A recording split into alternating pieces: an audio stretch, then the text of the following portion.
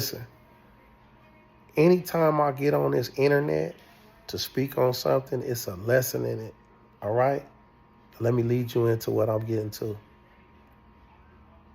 Y'all gotta stop letting y'all ears to these adolescent mind frame, 14, 15-year-old brain capacity little boy men that's still infatuated with stupidity, gangbanging, and seeking y'all approval, telling y'all stories. And after they tell y'all stories, they look like this. Yeah, huh, yeah, I was a gangster. Bro, listen, y'all need to really hear me out. You could tell the difference between a level 4 convict and a petty criminal. All right? A petty inmate. All right, listen, check me out. Check me out. A person that's been to a level 4 yard, right, has learned some manners. He learned how to become a man behind bars. Believe me. Believe me. Because if you don't, you die. Squad down here, full gear. Steven. Hey, officer, go ahead. Come back again. Steven. This is Johnny. Yeah. 1 and 2. Squad, full gear in Cedar 3 now. Section 3 here.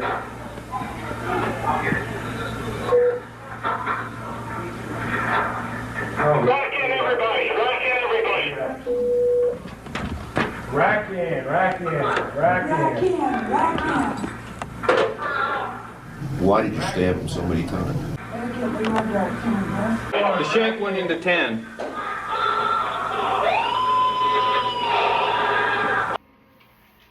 You don't come home glorifying gangbanging, talking about I'm part of this, I'm part of that, and disrespecting people. You don't do that when you've been on those 4 yards, because you know that you will be held accountable for what you say and what you do.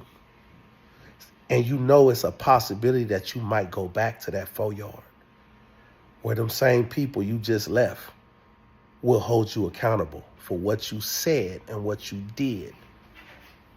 You know that freedom ain't promised to nobody. You could tell the difference. See, a person that's been to one of them 4 yards, he don't glorify gang banging, man. And deep inside his heart, he wants to get away from that. He don't want to be tied to that. See, them level 4 yards,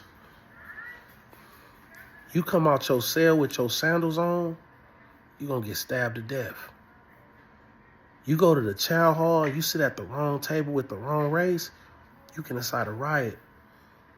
The homie's going to remove you. You're going to get stabbed to death because you're supposed to know better. See, you pass gas in your cell and you don't say excuse you, or you don't sit on that toilet, or you do it one too many times, you're going to lose your life. Y'all think I'm exaggerating? Go to the level 4 yard and find out for yourself. Because some of y'all going to go. Some of y'all ain't going to make it off to the yard.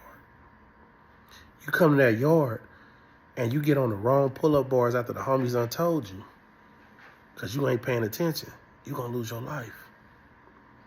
If you don't come to yard and the homies tell you it's mandatory yard, you're going to lose your life. If you owe a debt for tobacco or weed and you don't pay it, you're going to lose your life. If you tell somebody something, you don't keep your word, you will be held accountable. I'm going to break it down a little more. You get your name, you put your name on that phone list, and it's supposed to be another race box that you put your name in, you trying to sneak in there, they're going to say you stealing. They're going to take your life. Right? You get the line on somebody on the yard, and you put a jacket on them, like somebody tried to do me the other day. right? They gonna make you get at them. They gonna listen. Oh yeah, homie. Yeah, he this, he that. Oh, is that right? Where the paperwork at?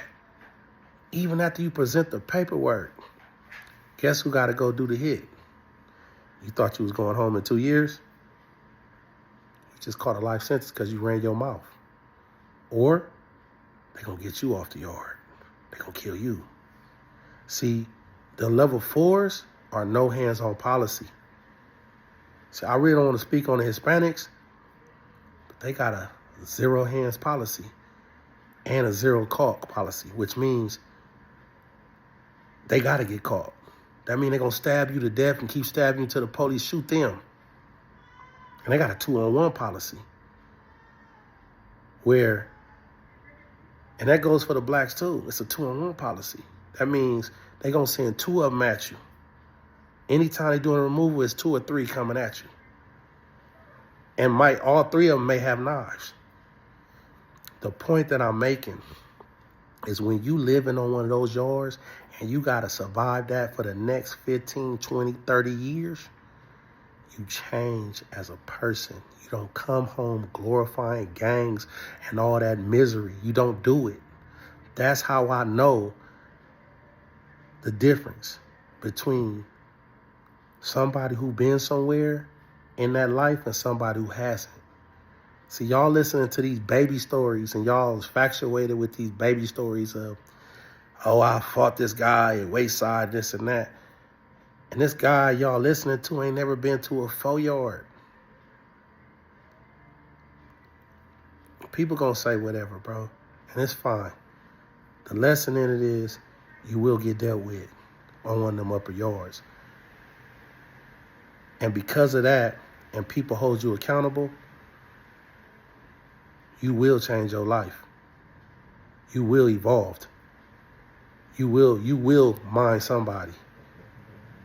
So stop listening to these petty criminals that ain't been nowhere, that can't teach y'all nothing, that's still trapped in a little adolescent mind frame of thinking, y'all not gonna get nowhere, y'all not gonna grow, man. Y'all gonna be stuck on stupid with them. Right? Right? Stuck on stupid with them. Right? Come on, man. Pay the fuck attention. And I gotta be like this to get y'all attention. My whole purpose on here is to share my experience with y'all. And the ones that I can't help change, like I said earlier, I don't want you to go to jail. But when you go to jail, I want you to remember me. I want you to remember me because I told you, because all I'm doing is trying to show y'all some love. Quit letting the blind lead y'all.